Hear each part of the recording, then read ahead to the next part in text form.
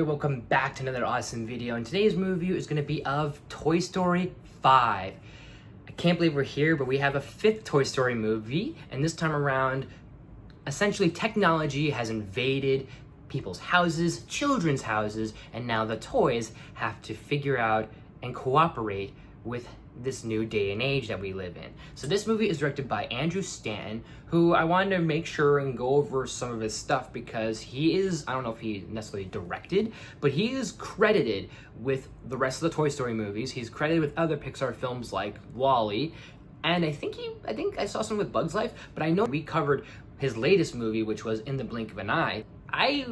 This was not on my radar. This was not my intention. I did not have any plans to go see this movie, really. I was not really excited. I knew this was going to happen eventually. I didn't want to see it. I wasn't really excited that much. If I went to see it, fine. If I didn't, it was not going to be the end of the world for me. But I went to go see it literally this past 4th of July with my wife, a company that we had with us as well.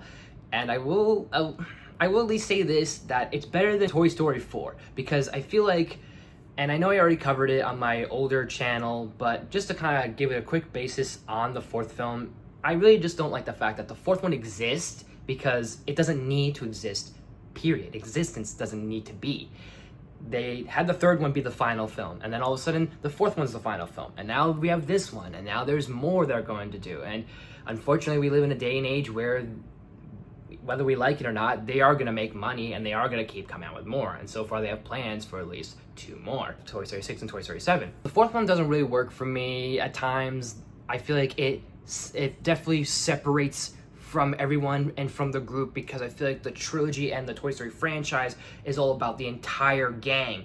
But then the fourth one literally strips them away from the rest of the group, and the rest of the group that isn't Woody and Buzz are kind of just sidelined and kind of pointless, and even Buzz kind of takes a back seat at times. And it really doesn't help that Tim Allen said in an interview for the fourth film that the fourth one was like the end game or the Infinity War of the franchise, and there is no end game with it. There is no Infinity War vibes to it, really. It doesn't feel like a conclusion. It just feels like that's kind of it, and then all of a sudden they said we're gonna do a fifth one a couple years later, so it really kind of debunks what he said. And if anything, Toy Story 3 was your end game right there. That was your big finale.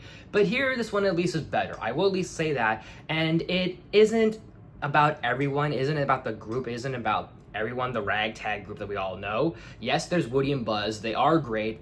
Woody, of course, comes back. Buzz is in this. I feel like his role's better in this than the fourth film. I do like the voice thing they did with him in the fourth film, but I like that he kind of has a thing for Jessie. He wants to kind of make that official, and also he feels like he is having a purpose again as deputy, and he also has this tie to these newly advanced voice-activated kind of Buzz action figures, which I think was kind of fun. I kind of liked that subplot, but this one is more centered with Jessie, her taking the role as sheriff, her story. And spoilers real quick, because there are some things that I don't know if it has already been talked about or not. Only this is Jessie's story because it's her fight against technology, but it does go back to about the old roots, specifically with her old house, with Emily's old house, and kind of revisiting memories about Emily. And those were definitely the heartstrings, and that was the heart for it.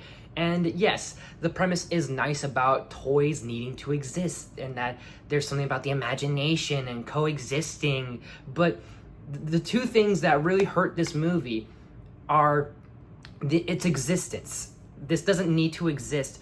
And also, this was inescapable, but I feel like whether you did it in 10 years or you do it now, the idea of doing technology feels kind of like it's been done already. Like, I feel like we are living that day and age that feels too relevant right now to kind of go with screens. We are looking at screens. Hell, you're looking at a screen right now, which is kind of the redundance of it. But it still goes to the point of that kids are not engaging as much. It's all about things like doom scrolling and all this terminology that technology has created, and social media, and you can even go back to things like video games, but it's more now in the current day and age with stuff like tablets, smartphones, social media, computers, laptops. All these social medias, it all ties kind of more with that. And yes, there is a purpose for why Lily Pad is trying to help Bonnie engage, and it helps her engage with friends, but there is also then suddenly this plot thing about cyberbullying, which kind of threw me off a little bit. I didn't expect it. I felt like this was I saw it somewhat coming, but at the same time it did shock me. I did feel a little bad. I felt upset. But other than that, I actually did enjoy it. But it's hard to really, I don't know. I kept wrestling with this when I left the theater a little bit in my head, and even when I was sitting there in the movie.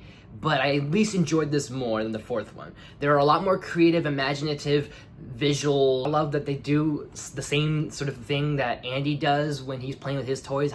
We see the visual, we see how he sees his toys, and we see how Bonnie plays with her toys, and the imagination. Like, I love the wedding sequence. There's a thing where Jesse is like a spy. There's a whole espionage thing going on at a ballroom. I thought that was fun. And for some reason, Alan Cumming is the voice of Bullseye in this imagination sequence. It does have fun with it, but it also does have that thing of heart, like I mentioned before. I will admit, I thought he was just gonna be a side character, but I do like the inclusion of Conan O'Brien as this little potty training device called Smarty Pants. I thought that was kind of funny, and it kind of connects to how you and I aren't so different. We have our memories with our kid, and tying that back and tying this knot and making it kind of, again, going with coexisting and coexistence. I almost did cry when we found out that Jessie, she was named after Emily's daughter, who may or may not have died, which I don't know. That was left for an interpretation, but that almost had me bawling. That almost had me in tears for sure. But I will at least give Toy Story 5, I will at least give it, I will say, I think I'm leaning towards a C, a solid C for now. I don't know if I will like it later on. I don't know if I'll hate it even more later on, but I will at least be like split in the middle for it, because I did enjoy it. But at the same time, I am wrestling with my own logic at the same time, but my emotions really liked it. My logic doesn't like it, but my emotions really enjoyed it. So Toy Story 5, have you guys seen it? What did you think of it? Did you like it? Did you hate it? Let me know in the comment section down below. And as always, guys, thank you so much for watching. If you liked this video, please smash the like button. If you're new to my channel, please subscribe. I do awesome videos every day, if not every week. Make sure you ring that bell to new videos every week. Share the video with family and friends, all the good stuff and more. Leave suggestions down in the comments. You name it, I'll do as best as possible. Look out for more movie reviews. Last review I did was a request, so if you guys have requests, let me know. And also, if you guys have questions for me, let me know in the comment section down below using the hashtag, I think I said Q&A 2026, because I would like to maybe do a second Q&A at some point. Leave those down there and I'll get back to those and answer those hopefully in time, either for this year or next year. But that is a possibility I have in mind, along with other things to come. So thank you all so much for watching. I will see you all next time.